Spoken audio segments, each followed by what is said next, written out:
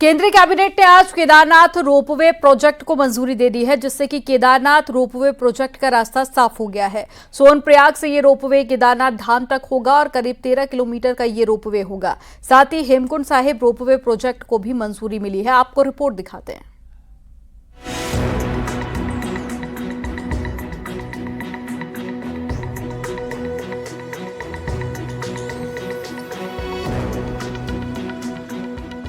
हर साल चार धाम की यात्रा में लाखों श्रद्धालु केदारनाथ धाम में पहुंचते हैं।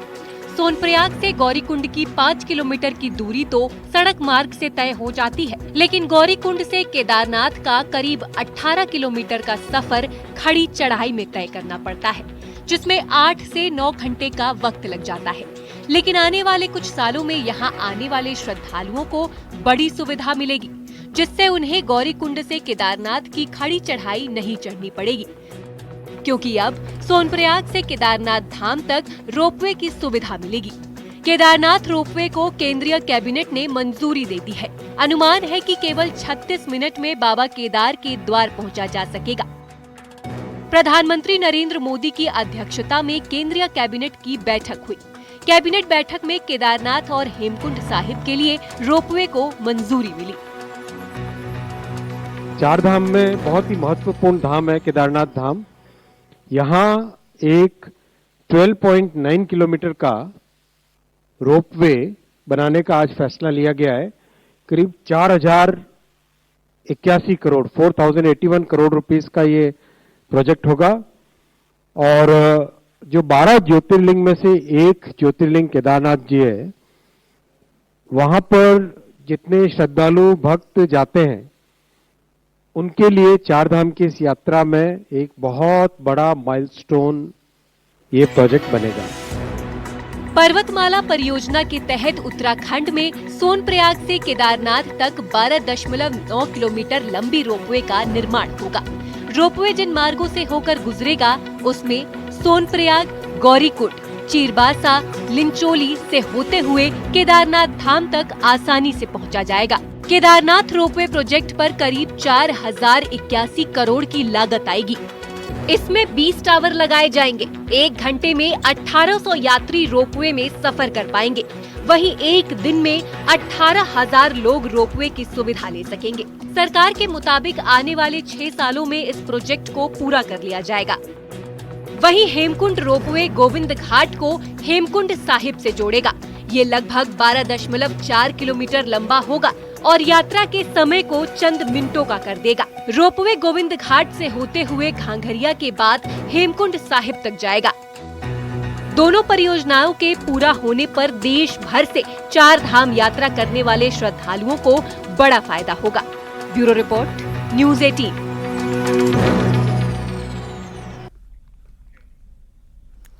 केदारनाथ और हेमकुंड साहिब रोपवे को मोदी कैबिनेट ने मंजूरी दे दी है, तो उत्तराखंड के मुख्यमंत्री पुष्कर सिंह धामी ने इसका आभार जताया है। सीएम धामी ने कहा कि इस रोपवे के बनने से यात्रा काफी आसान हो जाएगी और बड़ी संख्या में यात्रियों को यहां पर दर्शन करने का मौका मिलेगा।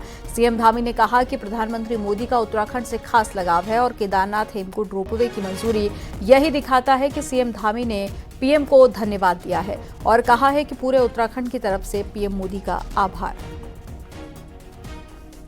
ला रहे हैं और उनके मुखवा हर्षिल में आने मां गंगोत्री के धाम में पूजा करने से पूरे देश के और विदेशों में इसका प्रचार प्रसार होगा। ये हमारे लिए बहुत बड़ा समृद्धि का कारण बनेगा, इकोनॉमी को एकदम से बूस्ट करेगा। जो 6 माह शीतकाल में जो हमारे दुकानदारों की दुकानें बिना व्यापार के रहती थी, टैक्सी वालों की, गाइड करने वालों की, अनेक प्रकार से जो चार धाम यात्रा से जुड़े हुए, अब उनको पूरे 12 महीने आने वाले समय में काम मिलेगा। केदारनाथ जी में माननीय प्रधानमंत्री जी के रात्रिकालीन गुफा में प्रवास के बाद जिस प्रकार से हजारों की संख्या जो केदारनाथ आने वालों की थी, वो आज 20 लाख से भी ज्यादा हो गई है। और प्रधानमंत्री जी ने 2023 में सबसे ऊंची चोटी आदि कैलाश जौलीकांग में जाकर जिस प्रकार से आदि कैलाश के दर्शन किए, वहां भी आने वाले श्रद्धालुओं का तांता लग गया। आने वाले समय में पूरे राज्य के अंदर हमारी शीतकाल यात्रा बहुत जोरों से चलेगी। केदारनाथ रोपवे को मंजूरी मिलने के बाद में केदार घाटी की जनता और तीर्थ पुरोहित खासे खुश हैं। जो लंबी प्रतीक्षा क्षेत्रवासियों की थी, जो तीर्थयात्री यहाँ पर आते थे भक्तजन, उनकी थी, तो मैं सभी की ओर से, संपूर्ण क्षेत्र की ओर से, संपूर्ण तीर्थयात्रियों की ओर से माननीय प्रधानमंत्री आदरणीय मोदी जी का बहुत बहुत धन्यवाद करूंगी। पूरे केदार घाटी में तीर्थ पुरोहितों में और केदारनाथ बाबा में आस्था रखने वाले तीर्थयात्रियों में आज बड़ी खुशी है, क्योंकि केदारनाथ की यात्रा बड़ी कठिन है और रोपवे लगने के बाद बड़ी सरल और सुगम हो जाएगी। उत्तराखंड के गढ़वाल से सांसद अनिल बलूनी ने रोपवे के फैसलों पर पीएम मोदी का धन्यवाद दिया है। अनिल बलूनी ने कहा है कि आज बहुत बड़ा दिन है और यह न सिर्फ उत्तराखंड बल्कि पूरे देश के लिए बड़ा फैसला है। बलूनी ने कहा कि रोपवे से यात्रा सुगम होगी और टूरिज्म तीर्थाटन भी बढ़ेगा। उन्होंने कहा कि आज उत्तराखंड और देशवासी प्रधानमंत्री जी को आभार और धन्यवाद दे रहे हैं।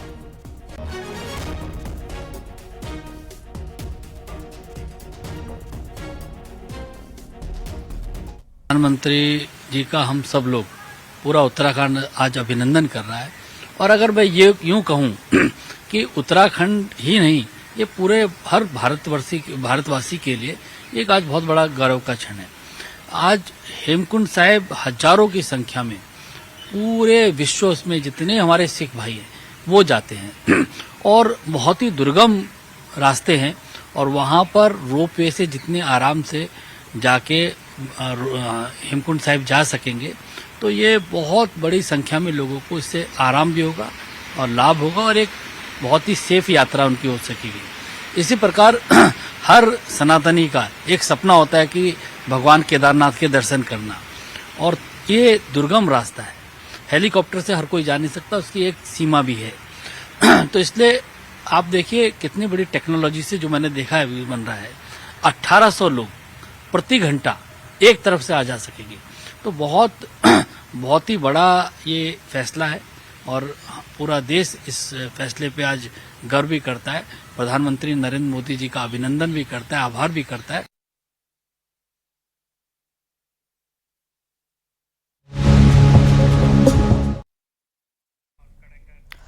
पीएम मोदी का कल उत्तराखंड दौरा है। प्रधानमंत्री पहली बार मुखवा आ रहे हैं और यहां पर पीएम मोदी मां गंगा के दर्शन और साथ ही पूजन करेंगे। इसके बाद में पीएम मोदी हर्षिल जाएंगे। यहां पर पीएम एक जनसभा को संबोधित करेंगे और वहीं पीएम मोदी के दौरे को लेकर स्थानीय लोग बेहद खुश हैं। लोगों का कहना है कि पीएम मोदी के मुखवा दौरे के बाद में यहां पर्यटन को पंख लगेंगे। पीएम की दौरे को लेकर प्रशासन ने भी सभी तैयारियां पूरी कर ली है। पीएम मोदी मुखवा से शीतकालीन यात्रा का संदेश देंगे, तो वहीं पीएम मोदी के आने का लोग बेसब्री से इंतजार कर रहे हैं।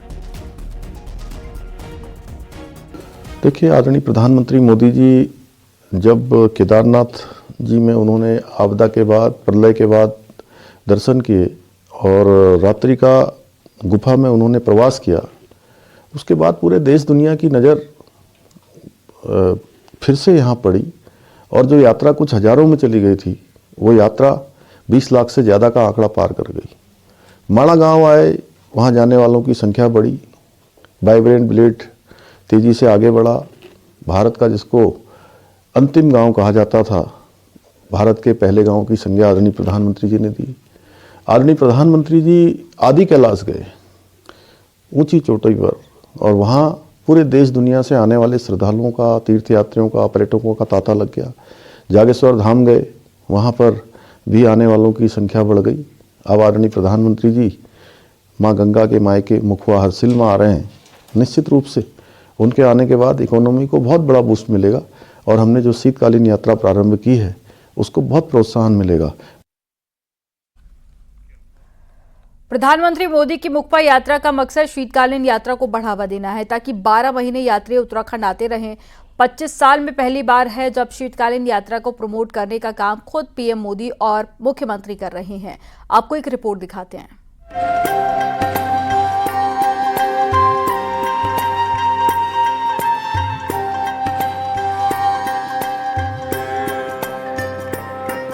गुरुवार को प्रधानमंत्री नरेंद्र मोदी मां गंगा के शीतकालीन प्रवास मुखबा में होंगे, तो पूरे देश की नजर भी यहां पर होंगी। केदारनाथ और बद्रीनाथ के बाद ये पहली बार है जब प्रधानमंत्री मां गंगा के मायके मुखबा पहुंच रहे हैं। मुखबा में प्रधानमंत्री मां गंगा का पूजन अर्चन करेंगे, जहां गंगोत्री के कपाट बंद होने पर मां गंगा की पूजा होती है। प्रधानमंत्री की यात्रा का मकसद ही शीतकालीन यात्रा को प्रमोट करना है, ताकि 12 महीने यात्रा चल सके। इस साल अब तक करीब 37,000 से ज्यादा यात्री शीतकालीन यात्रा में दर्शन कर चुके हैं। ज्योतिर्मठ में जहां 4 मार्च तक 17,000 यात्री पहुंचे, तो बाबा केदार के शीतकालीन प्रवास ऊखीमठ 17,850 यात्री पहुंचे, जबकि साल 2024 की 4 धाम यात्रा में करीब 46 लाख यात्री दर्शन को आए। 4 धाम यात्रा के मुकाबले शीतकालीन यात्रा में दर्शन करने वालों की संख्या काफी कम है, पर प्रधानमंत्री के दौरे के बाद इसे नई पहचान मिलने की उम्मीद है। चारों तरफ से फूलों से सजाया जा रहा है। मां गंगा का मंदिर रंग रोगन हो चुका है और बहुत बड़ी बात है, मां गंगा को उन्होंने कहा था कि मैं बनारस में मां गंगा के ने उनको बुलाया है, तो निश्चित तौर पे मानिए मां गंगा की जो गोद है, मां गंगा का शीतकालीन प्रवास, वहां पर वो पधार रहे हैं। हम लोग बहुत सौभाग्यशाली हैं। मुझे बताते हुए खुशी हो रही कि लगभग 35,000 से अधिक जो श्रद्धालुओं ने दर्शन किए हैं, और तीनों जो हमारे स्थल हैं जहां पर हमारी गद्दी बैठती है, जैसे हमारे पांडुकिश में कुबेर जी और उद्धव जी, और जोशीमठ में ज्योतिर्मठ में हमारे नरसिंह भगवान और शंकराचार्य की गद्दी, और ओंकारेश्वर में हमारे मधमेश्वर और बाबा केदार की गद्दी। तो यहाँ पर लगातार जब से शीतकालीन यात्रा का जो शुभारंभ माननीय मुख्यमंत्री जी द्वारा किया गया, तब से लगातार इसमें श्रद्धालुओं की संख्या बढ़ती जा रही है, और न केवल हमारे धामों में, दोनों धामों बल्कि चारों धामों में इसकी संख्या में उत्तरोत्तर वृद्धि हो रही है। शीतकालीन यात्रा को आगे बढ़ाने का काम पिछले साल से मुख्यमंत्री पुष्कर सिंह धामी ने किया। खुद मुख्यमंत्री ने ऊखीमठ में दर्शन पूजन कर लोगों से यात्रा में आने का आह्वान किया, और खुद प्रधानमंत्री नरेंद्र मोदी शीतकालीन यात्रा को प्रमोट करने मुखबा पहुंच रहे हैं। देहरादून से न्यूज़ 18 के लिए दीपांकर भट्ट की रिपोर्ट। उत्तराखंड बजट सत्र के दौरान विधानसभा में पहाड़ियों को लेकर मंत्री प्रेमचंद अग्रवाल की विवादित टिप्पणी का मामला अब एक कदम आगे बढ़ गया है। इस मुद्दे पर गुरुवार को गैरसैंण में स्वाभिमान रैली बुला ली गई है, तो वहीं पर बीजेपी प्रदेश अध्यक्ष महेंद्र भट्ट के कथित फोन रिकॉर्डिंग ने आग में घी डालने का काम किया है। आपको एक रिपोर्ट दिखाते हैं। जी, प्रदेश अध्यक्ष महेंद्र भट्ट जी बात कर रहे हैं। जी, मैं ये कह रहा हूँ सर कि मंत्री प्रेमचंद अग्रवाल जी को पहाड़ियों को उन्होंने गाली दी है, उनको हटाया जाएगा नहीं हटाया जाएगा? आप कौन बोल रहे हैं? मैं बिरजू महल बात कर रहा हूँ, सच के साथ समिति का केंद्रीय मीडिया प्रभारी। अच्छा जी जी, मोदी जी को फोन लगाओ, वो बताएंगे ना। मोदी जी का नंबर दे दो ना तुम। मोदी जी का नंबर उसमें गूगल में मिल जाता। आप ये बताओ, आप प्रदेश अध्यक्ष को हटाओगे या नहीं हटाओगे? ये कथित बातचीत एक एक्टिविस्ट और बीजेपी के प्रदेश अध्यक्ष महेंद्र भट्ट के बीच की बताई जा रही है। कॉल रिकॉर्डिंग सोशल मीडिया में वायरल है। मामला हाल ही में संसदीय कार्य मंत्री प्रेमचंद अग्रवाल का विधानसभा में दिए गए विवादित बयान का है, जिससे पहाड़ी समाज में खासी नाराजगी है। अब इस कथित ऑडियो को महेंद्र भट्ट खारिज कर रहे हैं। देखिए, पहली बात तो खाली मेरा फोटो लगाया गया, मेरी ना वो आवाज थी, न किसी प्रकार का विषय मेरे द्वारा इस रूप में कहा गया। लेकिन इस प्रकार के अनेकों लोग हैं, आज मेरे नाम से बातों को फैलाएंगे, कल दूसरे के नाम से। किसको कौन फोन जा रहा, मैं उस व्यक्ति को जानता था, मैं उस व्यक्ति को मिला हूँ।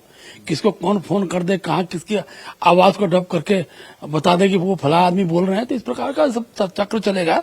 और ये कुचक्र जो है, ये कम से कम राज्य के हित में नहीं है। मैं सभी बुद्धिजीवी जनता से आह्वान करूंगा कि इस प्रकार के षड्यंत्रों से बचें और इस देश के देवभूमि का जो स्वरूप है उसको विघटित करने से रोकें। मंत्री प्रेमचंद अग्रवाल अपने बयान पर सफाई और खेद जता चुके हैं, लेकिन ये मामला ठंडा पड़ने के बजाय गर्माता जा रहा है। इसी मुद्दे पर गुरुवार को राज्य की ग्रीष्मकालीन राजधानी गैरसैंण में प्रसिद्ध लोक गायक नरेंद्र सिंह नेगी ने स्वाभिमान रैली बुलाई है। नेगी कहते हैं कि लोक कलाकार आम भावना को व्यक्त करते हैं। लिखा है विधानसभा की कार्रवाई में, तो वो उसकी प्रतिक्रिया है। लोग आक्रोशित हैं, खासकर पहाड़ के लोग, उनमें गुस्सा है, तो उस गुस्से का वो तो उनको झेलना पड़ेगा। उनको उस बात के लिए उन्होंने खेद प्रकट भले ही किया है, लेकिन वो गुस्सा क्रोध उनको लगता है कि इनकी भावनाएं ही ऐसी हैं हम लोगों के प्रति, तो ये आक्रोश है। अब इसको रोकना थामना सरकारों का काम है। उत्तराखंड में बीजेपी पहाड़ और मैदान में बराबर सक्रिय है। ऐसे में पार्टी संगठन मंत्री को लेकर क्या लाइन ले, इस पर बड़े नेताओं के बीच असमंजस की स्थिति बनी हुई है। देहरादून से न्यूज़ 18 के लिए सुनील नवप्रभात की रिपोर्ट। चमोली में गोविंद घाट के पास में हेमकुंड साहिब जाने वाला पुल टूट गया है और पहाड़ी से बड़ी चट्टान टूटकर पुल पर गिर गई, जिसकी वजह से पुल का एक हिस्सा पूरी तरह से ध्वस्त हो गया। वहीं पुल टूटने के दौरान वहां से एक बाइक सवार गुजर रहा था जो अब लापता है। एसडीआरएफ बाइक सवार की तलाश में जुटी हुई है। पुल टूटने से पुलना, घघरिया, हेमकुंड साहिब और साथ ही फूलों की घाटी की आवाजाही पूरी तरह से बंद हो गई है।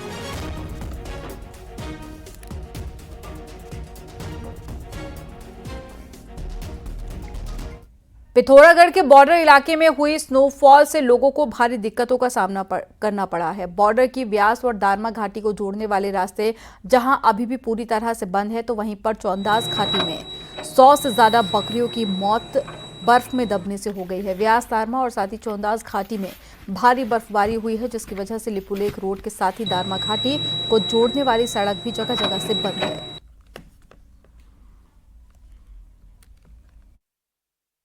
बारी में हमारी 45 बकरी की मृत्यु हो गई, जिसमें हमारी कुछ बकरियां भी खोई है, नहीं मिली है। डॉक्टर साहब जाके हमारी बकरी को हो गया, क्षेत्र के पटवारी जी भी गए, इसलिए हम और गांव में भी बहुत जगह हुई है अभी।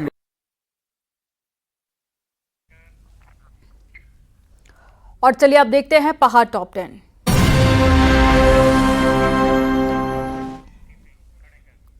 रामनगर में गुलदार के आतंक से लोग सहमे हुए हैं। यहां पर भगवा बंगर गांव में एक गुलदार ने व्यक्ति पर हमला कर दिया। वहीं गुलदार हमले में शख्स घायल हो गया, जिसे अस्पताल में भर्ती कराया गया। बहादुर सुबह के वक्त खेत में काम कर रहा था, तभी गुलदार ने बहादुर पर हमला कर दिया, जिसमें बहादुर घायल हो गया। उसके साथ आज सुबह बाघ ने हमला कर दिया। अब बाघ या गुलदार तो वो ही बता सकता है कि ये बाघ था या गुलदार था, उस पर अटैक किया, क्योंकि खेत थोड़ा दूर है और किसी ने देखा नहीं है। जिस समय अटैक किया वो सुबह खेत पर काम कर रहा था, गया हुआ था।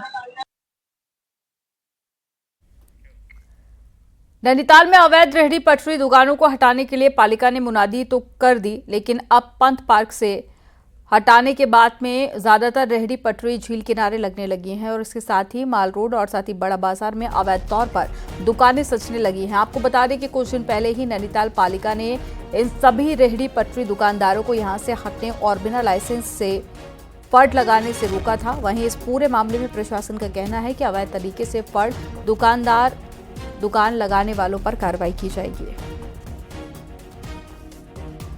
व्यवसायी हैं जो अभी हमारे उसमें सूची में नहीं आते हैं, जिनका वेरिफिकेशन या तो नहीं हुआ है या वेरिफिकेशन होने के बाद वो सीनियरिटी सूची में नहीं आते हैं, उन्होंने अगर कहीं और जगह अवैध रूप से फड़ लगाए हुए होंगे तो उनको हटाया जाएगा। और यहाँ पर वक्त हो गया एक छोटे से ब्रेक का। आप देखते रहिए न्यूज़ 18।